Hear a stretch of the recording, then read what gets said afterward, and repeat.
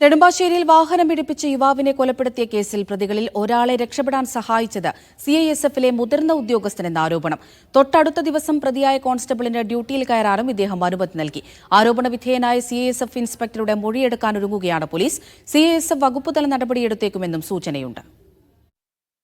അങ്കമാലി തുറവൂർ സ്വദേശി ഐവിൻ ജിജോയെ കാറിടിപ്പിച്ച് കൊലപ്പെടുത്തിയ ദിവസം പ്രതികളിലൊരാളായ കോൺസ്റ്റബിൾ മോഹൻകുമാറിനെ രക്ഷപ്പെടാൻ സഹായിച്ചുവെന്നാണ് സിഐഎസ്എഫ് ഇൻസ്പെക്ടർക്കെതിരെ ഉയരുന്ന ആരോപണം. ഇദ്ദേഹത്തിന്റെ വീട്ടിലെത്തി ജോലി സംബന്ധമായ കാര്യങ്ങൾ സംസാരിച്ച് മടങ്ങവെയാണ് നായത്തോട്ടിൽ വെച്ച് ഐവിനുമായി എസ്ഐ വിനയ്കുമാർ ദാസും മോഹൻകുമാറും പ്രശ്നമുണ്ടാകുന്നതും ക്രൂരമായ കൊലപാതകത്തിലേക്ക് നയിച്ചതും. തൊട്ടടുത്ത ദിവസം മോഹൻ ജോലിയിൽ കയറിയതും ഇദ്ദേഹത്തിന്റെ അനുമതിയോടെ തന്നെ. പിന്നീട് പോലീസ് പ്രതിയെ ജോലിക്കിടെയാണ് കസ്റ്റഡിയിലെടുക്കുന്നതും അറസ്റ്റിലേക്ക് കടന്നതും. സഹപ്രവർത്തകർ അതിക്രൂര കൊലപാതകം നടത്തിയെന്നറിഞ്ഞിട്ടും സിഐഎസ്എഫിലെ ഉത്തരവാദിത്തപ്പെട്ടവരെ വിവരമറിയിക്കുകയോ പോലീസ് അന്വേഷണത്തോട് സഹകരിക്കുകയോ ചെയ്യുന്നതിന് പകരം ഇത് മറച്ചുവെച്ചത് അതീവ ഗൌരവതരമായാണ് സിഐഎസ്എഫും കാണുന്നത്.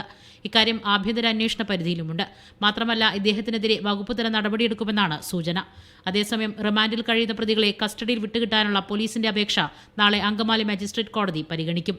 മോസ്നാസു, മീഡിയ 1, കൊച്ചി.